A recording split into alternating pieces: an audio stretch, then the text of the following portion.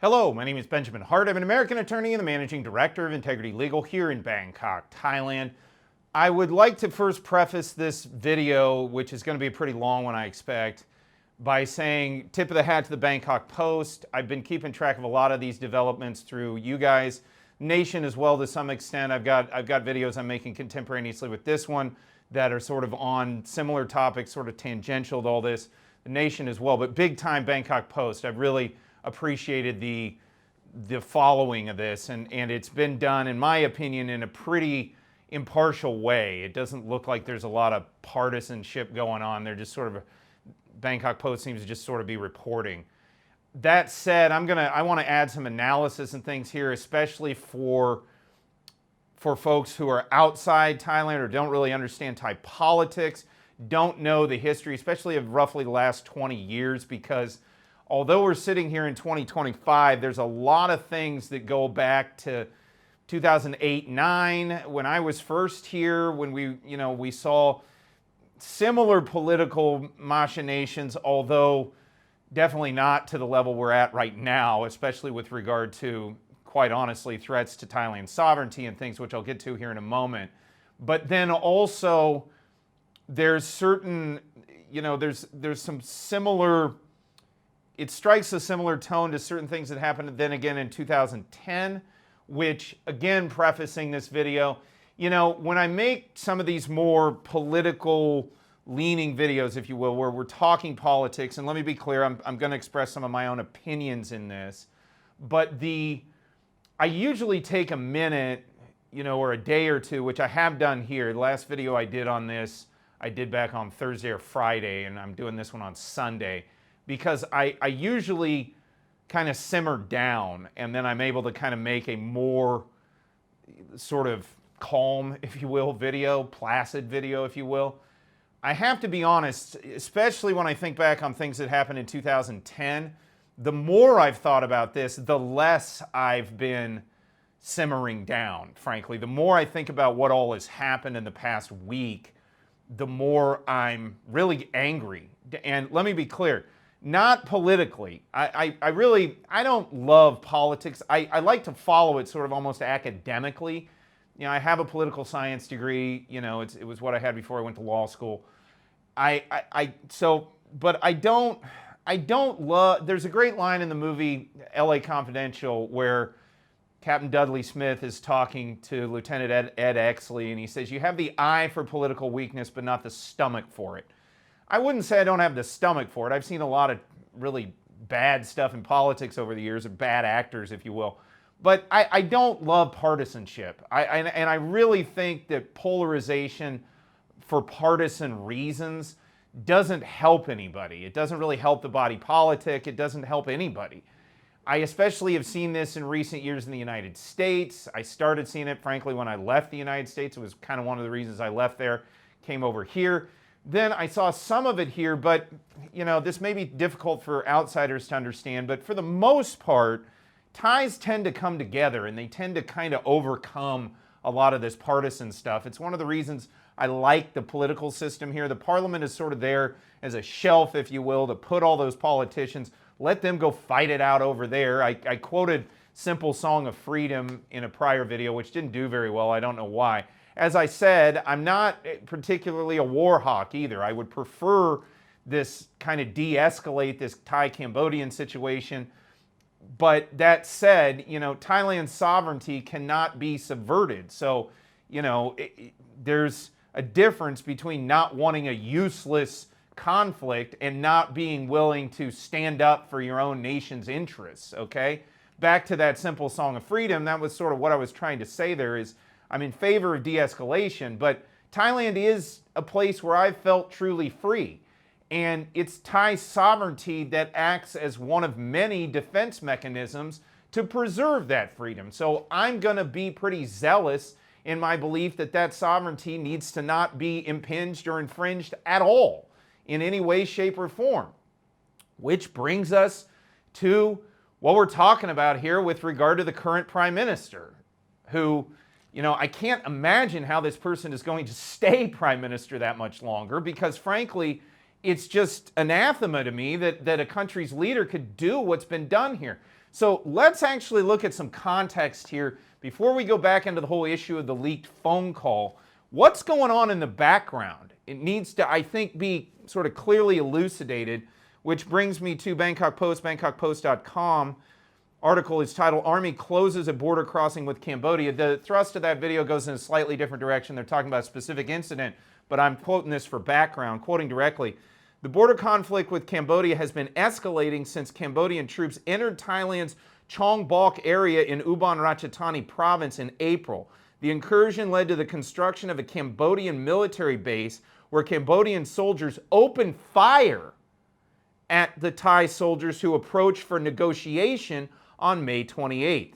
Cambodian Senate President Hun Sen repeatedly demanded the restoration of normal opening hours of the border crossing with Thailand, as heard in a leaked controversial phone call recording with Thai Prime Minister Paetongtarn Shinawatra. But going back, that's how this started. Okay, they opened fire on Thai troops, and look, this isn't good. Meanwhile, as discussed and as everybody is now aware, there's this leaked phone call between the, again, sitting currently Prime Minister and Mr. Hun Sen. My Kansas accent, I call him Hun Sen. Apparently it's Hun Sen. Sorry if I mix that up throughout this video. I'm not overly familiar with Cambodian pronunciations. I haven't lived in Cambodia. I've been over there, but I haven't lived in Cambodia like I lived in Thailand. That said, all these demands and things need to be put in perspective when you consider how this all got started to begin with. I think it's important to point that out. And again, tip of the hat to Bangkok Post for that. Now, this is where I go back to how sitting around thinking about this has not made me sort of calm down. If anything, it's brought up some really bad memories. And let me be clear here. I was here in 2010, okay? And this city burned, literally, okay? And quite honestly, one of the major contributing factors to it burning was Thaksin Shinawatra sitting over in Phnom Penh with his buddy Hun Sen and saying all kinds of things that caused people over on this side of the border to get real upset, and it caused a lot of consternation. And let me be clear, I understood the arguments of the so-called red shirts. I didn't necessarily agree with all of them, but I understood where it came from. I understood the thinking, the notion of populism. I'm on board with a lot of that stuff. Now, I think that they were misguided in a lot of different ways, and especially as it pertained to being basically having it, having effectively sort of a demagogic-like figure rousing them up for, frankly, no good reason that I ever saw. And let me be clear, I saw people die firsthand, bleeding in the streets during that time period. So I get real passionate in the negative about the people that, in my opinion, were instrumental in stirring that up, okay? And I get real upset when I see their progeny, if you will, now Prime Minister, cuddling up to the same person that person was over there cuddled up to some 15 years ago when that person was raising this, frankly, hell that befell this city. I apologize for the passion, but this really upsets me. Again, you go back to that era, and as I'll get to in a moment, even red shirt leaders now are calling for the current Prime Minister to step down under current circumstances, which whoever would have thought that could have happened? But, I understood the arguments of the so-called red shirts, but I never questioned their patriotism. I never questioned that they had what they believed was Thailand's interest at heart. Now, again, I felt it was misguided at some points, not all, but in many ways misguided. But, I never questioned whether or not they were ultimately doing what they thought was right for this place. But I have serious questions about what the Prime Minister's doing. That said, and that sort of brings up the reason for the thumbnail. So first of all, you see Al Pacino there. That's from a film called Scent of a Woman. And there's a great line in there where he's defending this young man who is accused of being a rat, he's accused of hiding something from this overbearing principal who tried to pay him off to get him to rat his friends out. And basically, there's this great line where Al Pacino says he won't sell anybody out to buy his future. You know, and it goes on coincidentally, and he says, and that, my friends, is called integrity. That's called courage. That's what leaders should be made of. You know, after hearing and reading the transcripts of this call where our prime minister is calling this guy, who, by the way, isn't the prime minister of Cambodia, but yes, we all know Hun Sen is very influential over there. As I've said before, I read a biography, I think it was called Strongman years ago, about him. You know, a political survivor, very politically canny. There's no doubt he's smart, whatever. He's on the other side of the border in all of this. And here she is calling him uncle and, you know, basically saying, well, we want to do whatever you want. The term sellout, I don't know of any other term that seems to really describe the behavior here, because it seems like that's what was occurring. You know, like the whole thing about, as I discussed in the prior video about, oh, well, how about we open it at the same time? No, I want to do it 5 hours later. You know, all of this, it just feels, well, what are you doing? You're the prime minister over here, you know, again. And then on top of it, and I'm not going to read this article, but it's in the Bangkok Post. They talk about Hun Sen named 2 rooms in his house after Thaksin in Yingluck, the sister of Thaksin, who was the former prime minister as well. You know, what is this? Is this man completely making a mockery of us over here? And are these people helping him? Is Paetongtarn helping him do this? You know, because he certainly allowed Thaksin a perch from which to snipe on what went on in 2010 over here. And it caused nothing but violence, unnecessary violence. Thais hurting Thai violence. Nothing good came from it. You know, and we've all tried to forgive and forget, but God, this stuff comes up, and how do you do that? You know, and as I said, look, quoting further, the Senate seems to be pretty upset about this. Quoting from, again, Bangkok Post, bangkokpost.com, article is titled, Call Leak Leaves PM on Brink, quoting directly, the Senate Speaker has submitted petitions asking the Constitutional Court and the National Anti-Corruption Commission to relieve Prime Minister Paetongtarn Shinawatra of her duties following the leak of a recent telephone call with Cambodian Senate President Hun Sen, whatever. First of all, worth noting, you know, the Constitutional Court ousted effectively Sreda, which I wasn't particularly unhappy about, over really, you could argue, a picayune issue insofar as he hired somebody and it was like an ethical issue, and they said, no, he's got to go. You know, this is orders of magnitude beyond that. So I'm not saying I know what the Constitutional Court should do, but, you know, I look at this and I say, wow, if Sreda had to go for what he did, I mean, in this situation, how else could it be? I don't know. You know, again, it's not me that would make that adjudication. That said, quoting further, the official letter asked whether Prime Minister Paetongtarn had committed corruption by willfully violating the Constitution or laws or seriously breached ethical standards. Simultaneously, a request was submitted to the Constitutional Court under sections 170 and 8 to determine whether Ms. Paetongtarn's tenure as Prime Minister should be terminated in accordance with sections 107, subsection 1, subsection 4, and 160, subsection 4 and 5. They accused her of lacking ability and credibility after she confirmed the veracity of the leaked audio clip. Yeah, well, okay, that's a good point. She's confirmed this happened, so we know that this was the communication, which that brings up the next question. I'm making another video contemporaneously with this one where I get into quote-unquote double standards as it goes here. One, you know, I don't want to go too far down what the kids call the red pill sort of rabbit hole here, but I do have to ask the question, if this was a man that had done this, that had been on a call in this way, would this person still be even nominally sitting in the Prime Minister's chair? I'm genuinely asking that, because this whole thing seems to be being spun as, well, you know, and I even mentioned her naivete in a prior video in quotes because I was citing somebody else saying she was naive, but, you know, this whole thing is sort of spun as, well, she didn't really know, and it's all of this, you know, she's naive or something. Well, then she shouldn't be Prime Minister. If you don't know that you don't get on a call, and by the way, undermine your own field commander, who's in the field and has to be dealing with the opposite, whatever you want to call it, the adversary, the counterparty on the other side of the border, if you don't know that's not a good idea, I don't know what to tell you, but I don't want you in the position of making those calls.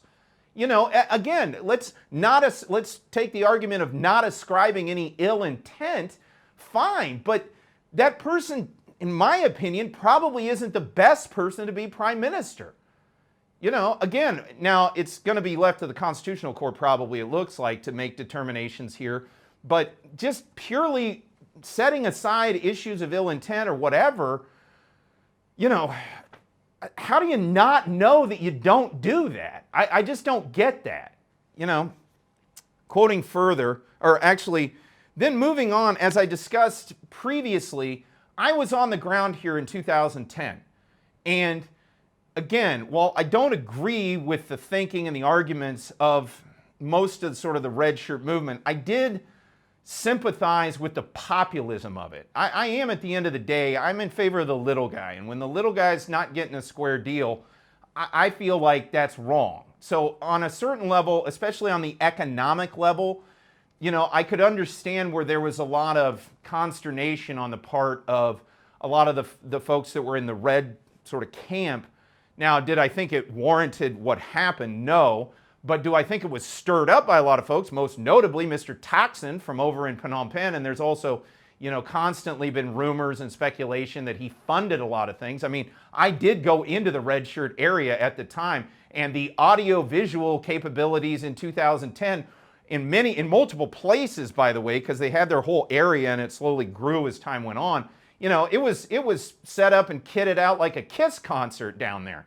You do have to, it did beg the question, who's paying for all this? That said, there were folks that were involved with that now seem to have their own issues with this prime minister.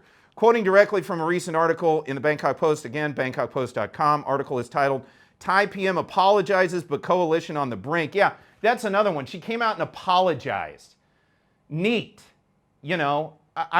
Great. Thanks for the apology, but still, if you did it intentionally, it's wrong on so many levels, I don't even want to get into it.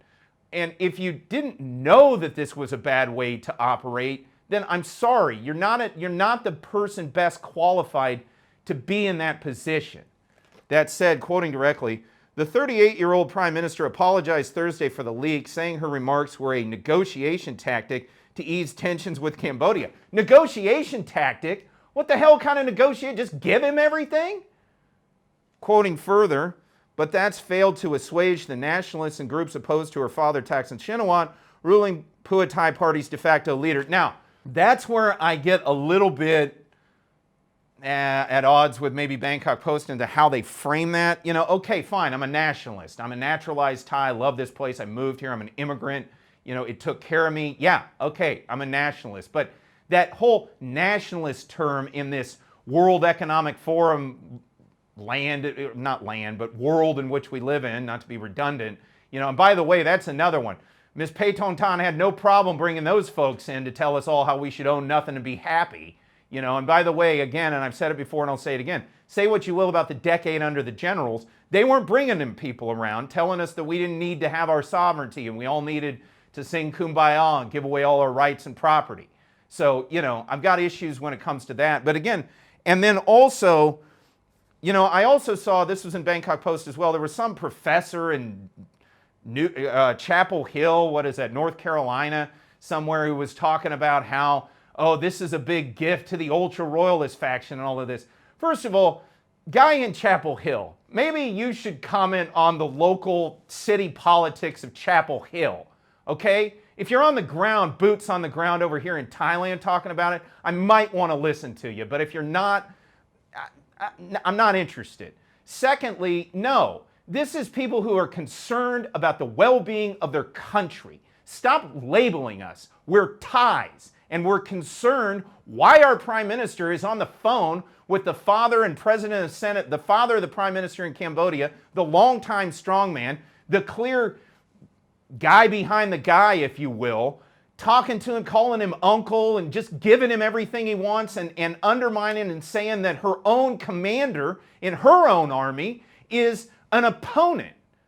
You know, that isn't political to have problems with that. That's not partisan, okay? There's no one faction of Thais that are going to take issue with that. As we get into here, quoting further, quote, "It is now evident that the Prime Minister is the opponent of Thailand and the Thai people," unquote, said Jatuporn Prompan.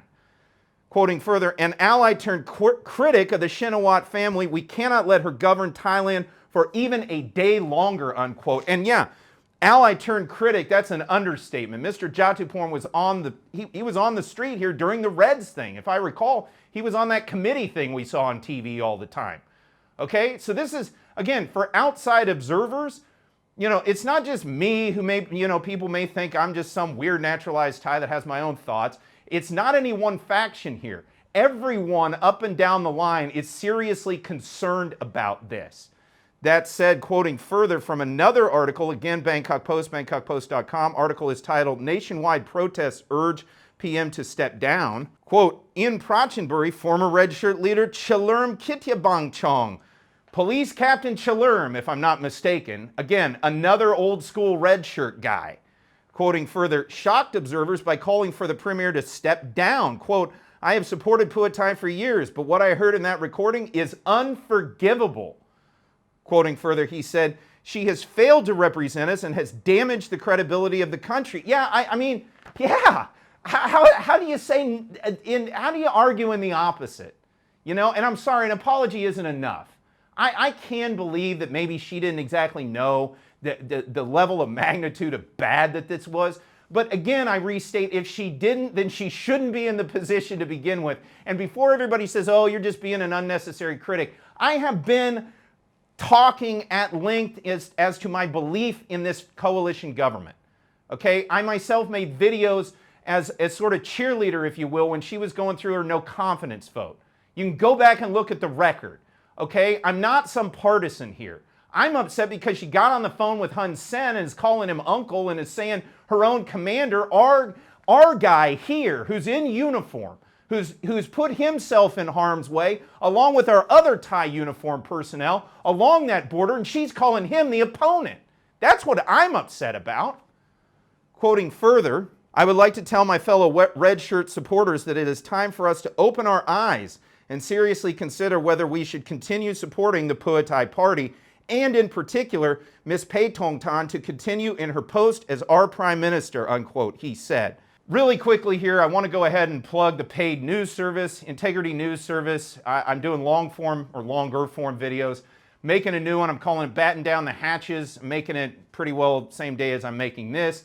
I'm going to get into some long form stuff, expats, what to expect and possible future with regard to domestic politics possibly, as well as I'm seeing a lot of developments in the international markets that I think are going to be of interest to expats. So if you're interested in that, you can email us media@integrity-legal.com. Also, quick plug here for Pancake Palace, as I've discussed in many other videos.